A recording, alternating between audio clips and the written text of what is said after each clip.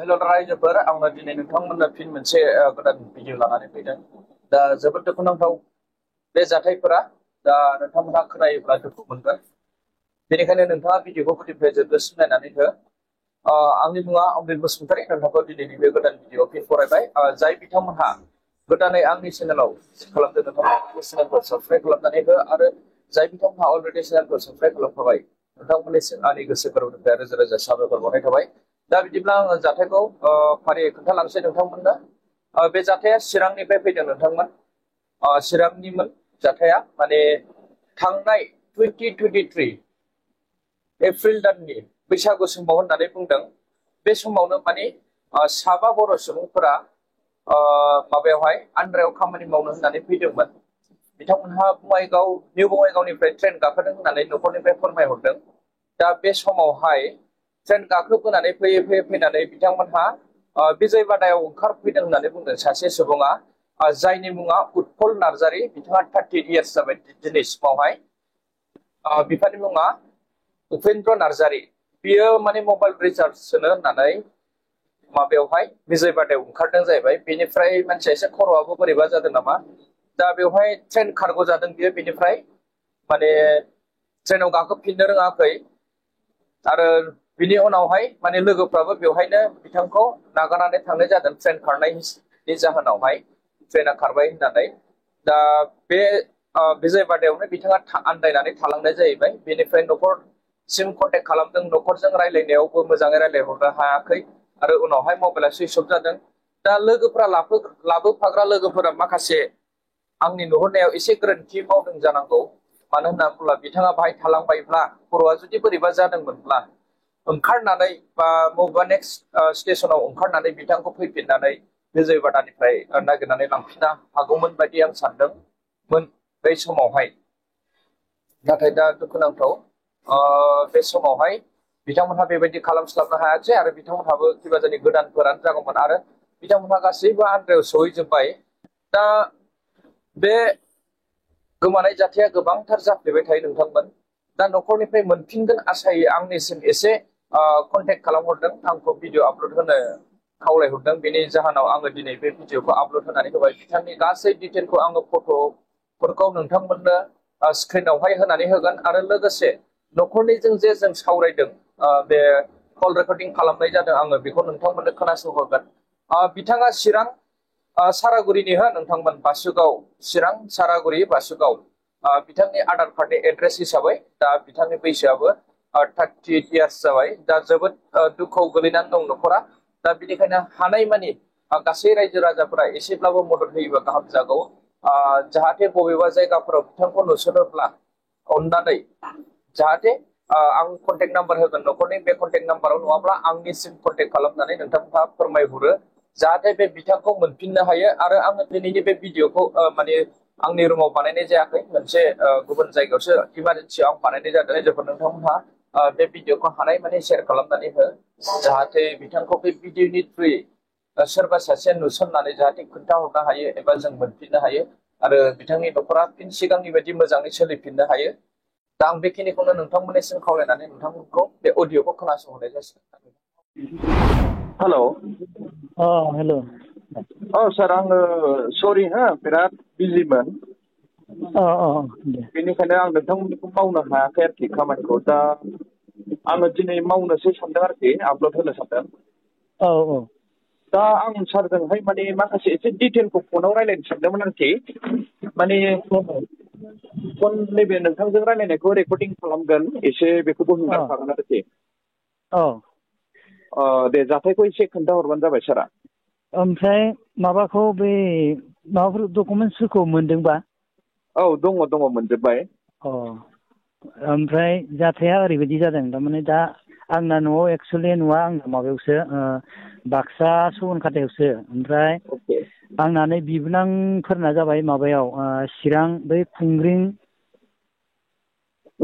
खुंग्रिंआवसो। बेनिफ्राय गामिनि नामा जाबाय सारागुरि आरो। सारागुरि। खुंग्रिं सारागुरि। बेनिफ्राय बिसोरो आन्ध्रायाव खामानि मावनो होननानै थांदोंमोन आरो। नंगौ।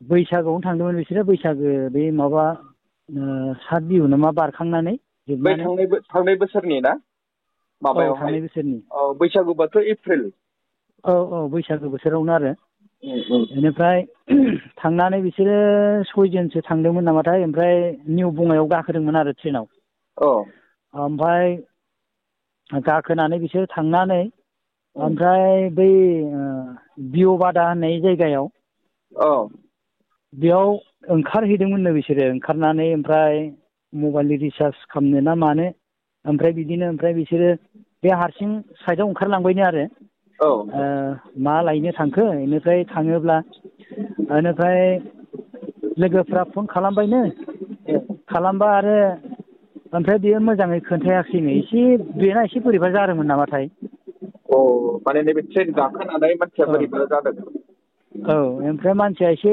खमफिदोंमोननो आरो ट्रेनावनो खमफिखादोंमोननो देहाफोरा बेनिफ्राय ओंखारबाय बिसोरो ओंखारनानै ओमफ्राय रिसार्ज सोनो ना मा होननानै बियो साइडआव थांदों आरो हारसिं औ बेनिफ्राय थाङोब्ला बेनिफ्राय लोगोफ्राथ' दा ट्रेना खारसिगोन नालाय फन खालामदोंनो ओमफ्राय फन खालामोब्ला ओमफ्राय बेयो मोजाङै खोन्थाला आरो जेनेबा ब्रेना बोरैबा जाबाय नामाथाय ओमफ्राय अबाव दं नोङो होनना बुंब्ला आङो सान्थिफुराव दंलै जिसिबि जावनो नायगासिनो ओरैसो बुंबायनो आरो बेनिफ्राय बिसोर दा खोन्थाला लिंहरबाबो फैला ओमफ्राय दा ट्रेनाथ' खारसिगोन नालाय बिसोर ओमफ्राय उफाय गैला नागिरनोबो सम गैला बेबायदि जादों आरो आं गावसोरनाव आङो सोंहरदोंमोन जाहैबा लांफाग्रा थांफाग्रा औ बिसोर सोंहरदोंमोन आङो सोंनायाव बिदि बुंदों आरो बिसोरो खोन्थाहरदों ओमफ्राय दा मबाइलखौबो बुंदोंमोननो नोङो मबाइलखौ सोरनोबा होलाय नों माबे जायगायाव दं सोरनोबा हो ओरै होनना बुंबायनो ओमफ्राय खाथियाव रावबो मानसि गैया होनबायनो बियो ओमफ्राय दा बिदिनो बेखौ नागिरनानै लांफानो हायाखिसै जाहैबाय आरो बिसोरो होमबालाय नङा ओमफ्राय बिसोरो बे जे जायगायाव ओंखारदोंमोन बे जायगासिम फैफिननो हायोमोन ना बिसोरो औ लांफानो हायोमोन नागिरनानै ओमफ्राय बिदि खालामनो हायोमोन हायोमोन दा बिसोर बिदिखौ खालामासै बिसोर गावसोर गोजा थांनानै मोनहैथारबाय आरो अ ओमफ्राय बे मानसिया दा गोमानाय दिनैसिम गैया आरो खबर गैया ओमफ्राय मबाइलजोंबो बिसिनियाव फन हरदोंमोननो बियो गाव ओमफ्राय आं नै ट्रेननिफ्राय ओंखारदों ना मा होनखो ओमफ्राय रायज्लायबाय थानायावनो नै गारि फैबाय दोनदो होनना बुंबायनो बेनिफ्राय बेबायदिनो मबाइला सुइस अफ दिनैसिम सुइस अफ आरो औ जारला जारला मबाइलाबो बिनि आखायाव गैला दा औ ना सोरबा बेना सेनासो माबाना लाखो सार उत्फुल नार्जारि ना अ उत्पल नार्जारि औ ओमफ्राय नैबे एड्रेसा औ बासुगावसो होदों माथो चिरां बासुगाव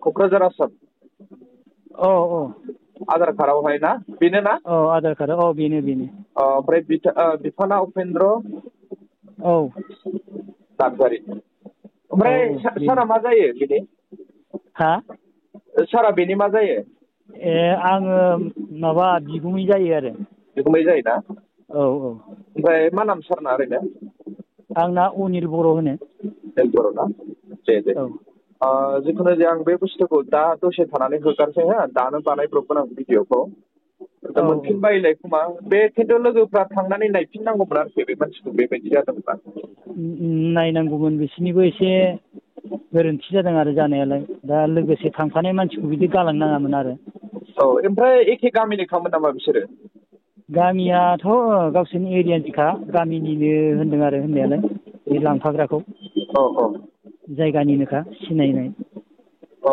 मा गामि होनदोंमोन ओमफ्राय सार ओरैनो उत्पलनिया सारागुरि पस्ट अफिसा सारागुरि खुंग्रिं औ खुंग्रिं चिरांनि ना हा चिरां गोलैयोना बिसिना औ चिरां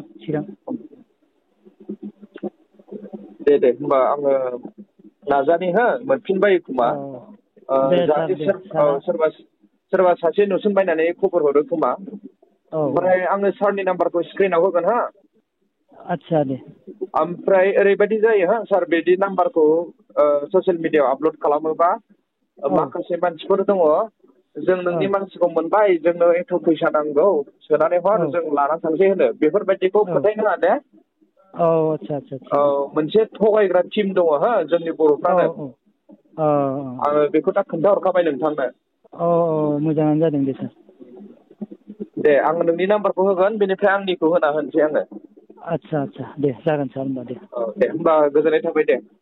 औ दे दे दे सार।